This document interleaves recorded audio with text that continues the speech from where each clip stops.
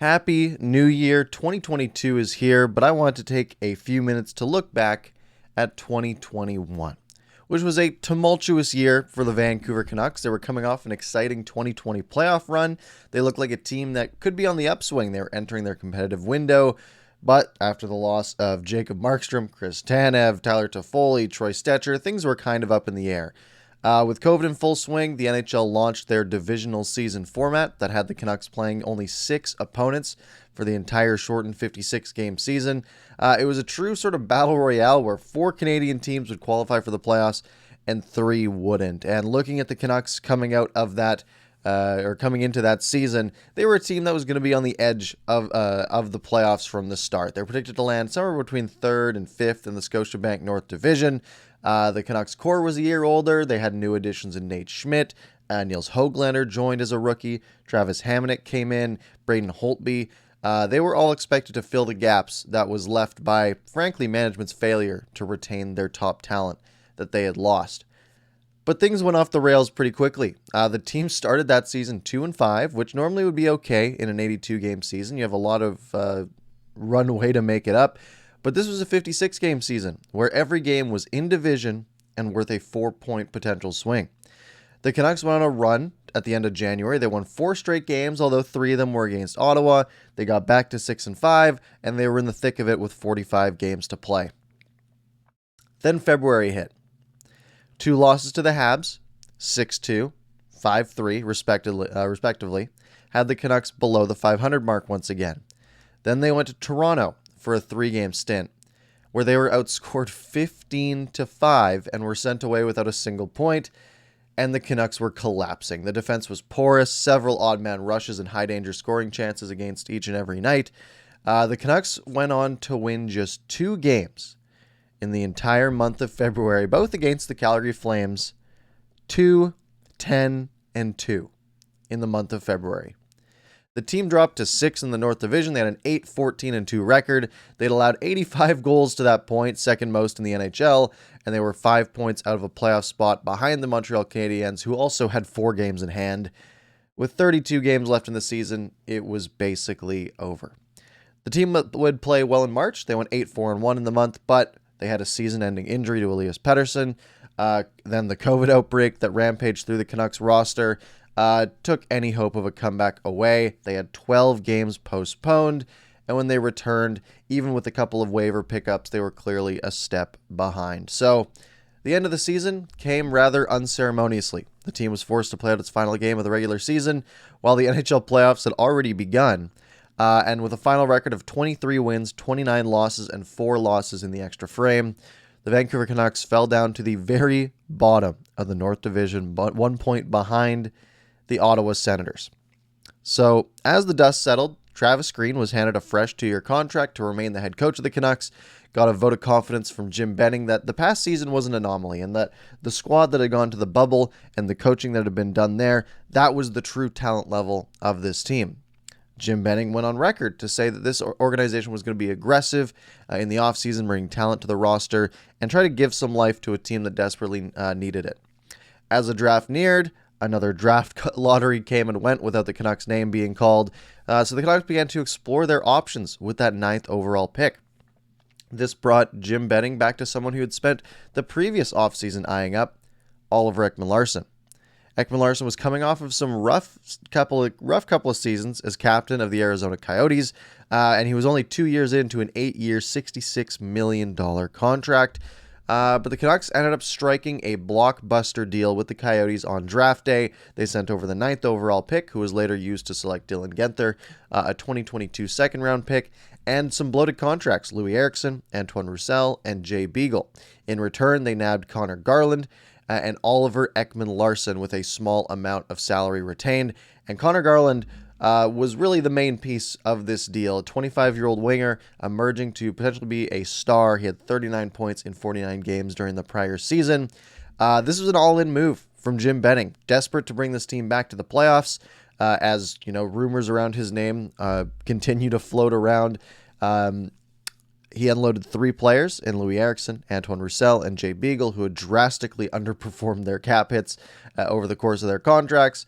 and brought in a bona fide top 6 winger and a proven leader with the potential to bounce back. It seemed like the perfect way to gamble the future for short-term potential gain.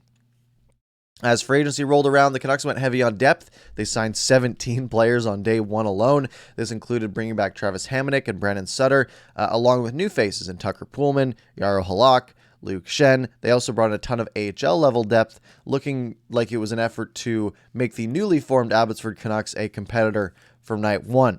The organization also bought out Braden Holtby, who had underperformed in the 2021 season with an .889 save percentage, and traded away Nate Schmidt to Winnipeg. And that brings us to the 2021-22 season, a full 82-game season, and the Vancouver Canucks had a fresh look. While the analytics community didn't see them as a playoff team still, and that's based on bad years from Quinn Hughes the prior season, Oliver Ekman-Larsson having a bad couple of years, the Canucks fans were hopeful that bounce-back seasons from those players and Elias Pettersson coming back to the lineup would be enough to prove them wrong. Jim Benning sat at the podium and stated that this was a team that could make the playoffs. This is not what happened. The Canucks were 3-5-1 by the end of October, largely due to a struggling special teams. The penalty kill was running at just 72%, but sentiment was, maybe they could regress it back around to 80% and they'd be able to pull out a few more wins. This is also not what happened. The Canucks had a dreadful November, giving flashbacks to their February collapse from earlier this season. This included a 5-game losing skid, followed by a single victory, followed by another 4-game skid. The Canucks were down bad, and calls for the firing of Jim Benning, who had spent nearly 8 years building this roster, and Travis Green, who was getting nothing out of this roster, began to grow. After back-to-back wins against Ottawa and Montreal, two of the worst teams in the NHL thus far, the Canucks were hosting the Pittsburgh Penguins in front of a full crowd at home Saturday night on national television. The fan base was frustrated with their team, which held an 8-14-2 record, which was the exact same record that they held after their skid in February during the shortened season. And the Canucks got lit up. Pittsburgh outshot Vancouver 44-23. Jake Gensel had a hat trick. The atrocious Canucks penalty kill allowed multiple goals once again. A jersey was thrown on the ice on national television in front of over 600,000 viewers. Change had to be made. The following evening, reports began to flow in that Travis Green had been relieved from his coaching duties and Bruce Boudreau would be brought in to replace him. More reports came in throughout the evening, detailing the extent of organizational change that had been made. Jim Benning, the 7 to 8 year GM, was also fired, alongside AGM John Weisbrod and assistant coach Nolan Baumgartner. Jim Rutherford would later be brought in as the new president of hockey operation, and his search for a GM continues today. It would not be enough to save this season, but it would at least spring some hope for the future. Well, the Canucks came out under Bruce Boudreau on December 6th, less than 24 hours removed from the official announcement of the organizational upheaval, and they looked like a whole new team. They played with a level of passion that we had not witnessed since the playoff bubble over a year prior. They were aggressive, they were winning puck battles, they were allowing less space for their opponents, and they took down the Kings 4-0. Then they won again, beating the Boston Bruins 2-1 in a shootout. And they won again, taking down the Winnipeg Jets 3-2, also in a shootout. They won a fourth straight game, outlasting the Hurricanes 3-2. Then they made it 5 in a row, taking down the Columbus Blue Jackets after trailing 3-0 at one point, a feat that they never achieved under Travis Green. They dominated the Sharks to make it 6 straight wins, and the team had a new lease on life. They were suddenly just 1 game back from 500. They were 4 points out of a playoff spot, although every team ahead of them had some games in hand, but suddenly anything felt at least a little bit possible. This felt like a team that could find a way to win. Unfortunately, the Omicron variant picked up steam and began to tear through the NHL, and the Canucks were forced to take a 12-day pause during the Christmas break. With just 2 games remaining on the 2021 calendar, they had an opportunity to get above 500 for the first time since October 23rd. They came back with a hard-fought win against the Anaheim Ducks, lost in a shootout to the LA Kings, and the Canucks were left with a 15-15-3 record, and most importantly, hope.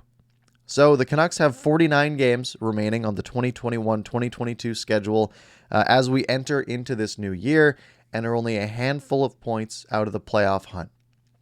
If they can continue to, quote, win the week, we might just see some Canucks hockey in the month of May. Folks, I hope you have a wonderful new year. Hopefully it's a little bit better for the Vancouver Canucks than 2021 was, and hopefully it's better for all of you as well. Have a good day, and I'll talk to you later.